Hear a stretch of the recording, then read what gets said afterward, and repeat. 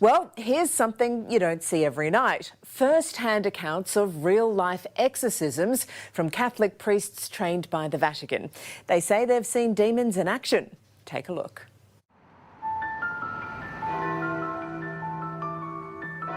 I command you, Satan, enemy of human salvation, acknowledge the justice and goodness of God the Father. A voice comes out of the living room.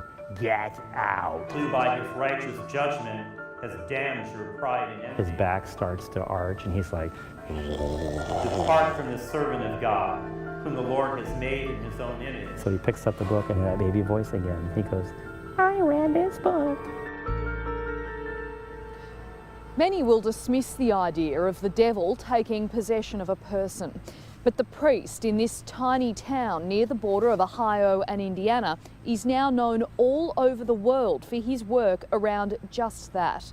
He never even wanted to become an exorcist and says what he's seen isn't far off the movies. When I saw a person levitate during an exorcism during my training in Rome, I think I was sitting there with my jaw wide open. In the face of the enemy. Let the enemy have no power over. Famous scenes portray pretty extreme manifestations of the devil. The Father, Jesus Christ. But this vision claims to capture the authentic exorcism of a woman who'd suffered abuse before turning to drugs and prostitution.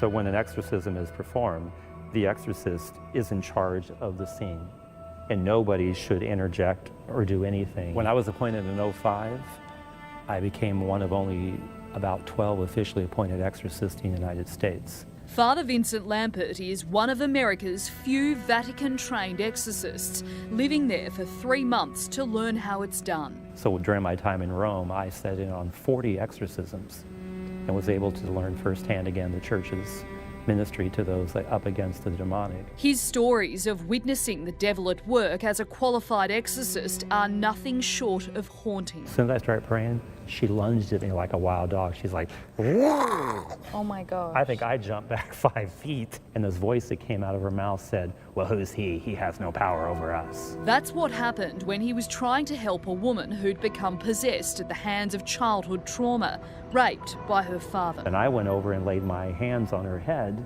and started praying, and then the demon started laughing uncontrollably at me and says, you can't get rid of us. We've been here too long and you're not strong enough. So you remember the sound? That's what the voice sounded like? Oh yeah, usually the manifestation is always, you can't get rid of us. We've been here too long.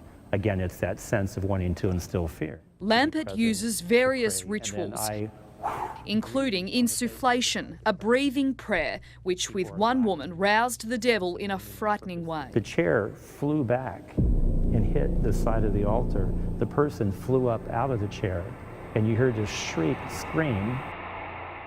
I mean, hearing that happen and visualising that happen, the cynic in me says, I can't imagine that being a plausible thing to happen, for someone to fly off a chair and... I mean, I just breathed, and you would have thought that they were hit with a hurricane force wind. The chair just went back like that. And then the person, you hear this shriek as they come up out of the chair and then fall on the floor. So that 100%, that's what happened? That's absolutely.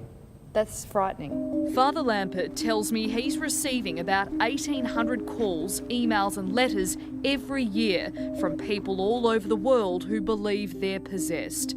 More than half of those, he says, come from people who aren't even Catholic or religious at all. When I was first appointed, I would get maybe 3 or 4 calls a week. Now I get like 35 calls a week. This massive spike in requests, he thinks, is due to religion diminishing around the world. Because faith is in decline, when people experience something in their lives that they can't really figure out, then it leads them to believe that maybe it's something evil or demonic. But it's not as simple as believing you're possessed and calling an exorcist.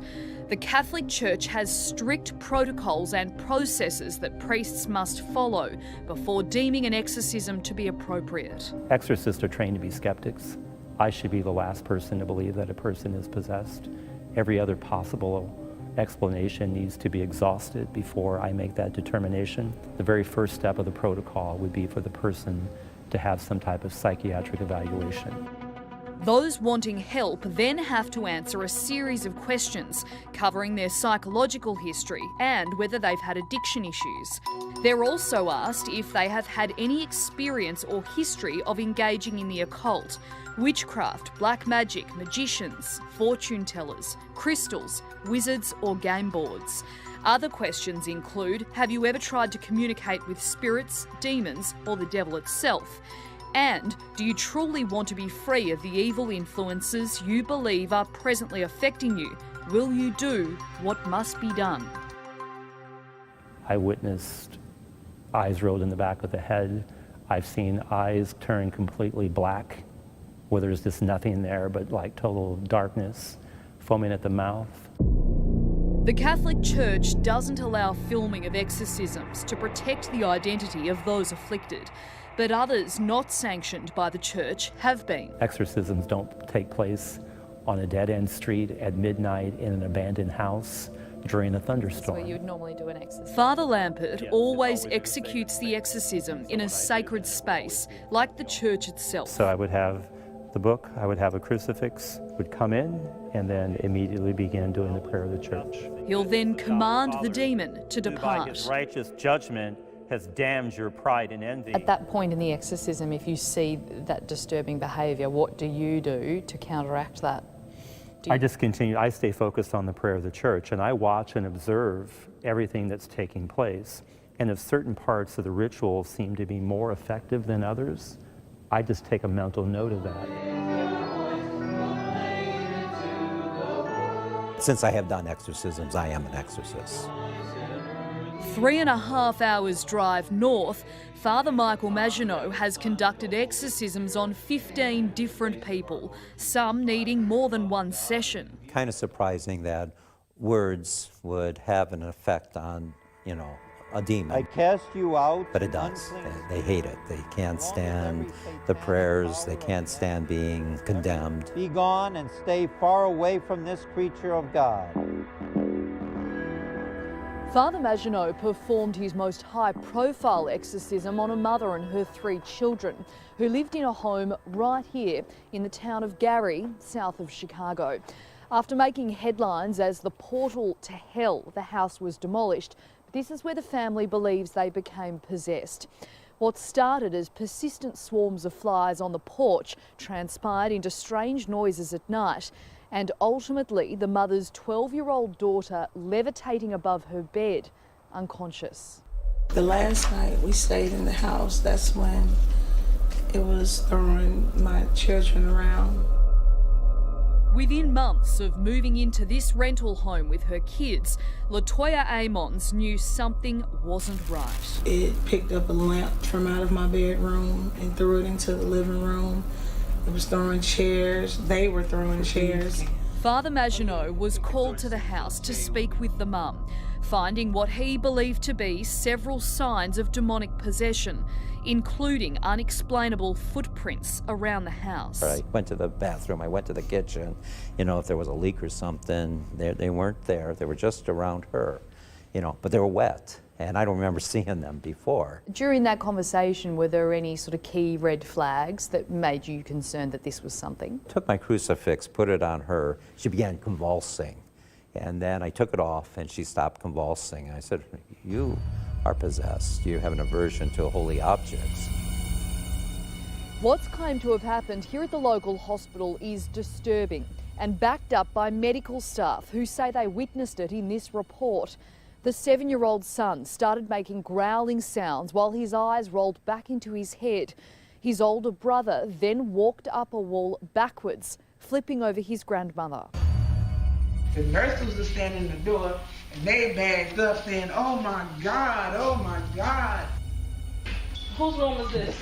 The children's grandmother, Rosa Campbell, gave police a tour through the house, which officers recorded. She saw it forming. She describes a series of violent occurrences. And pick him up and throw him into this deep freezer, head first. Like, nobody's gonna believe this, Toya. I knew it. They're gonna think everybody's crazy.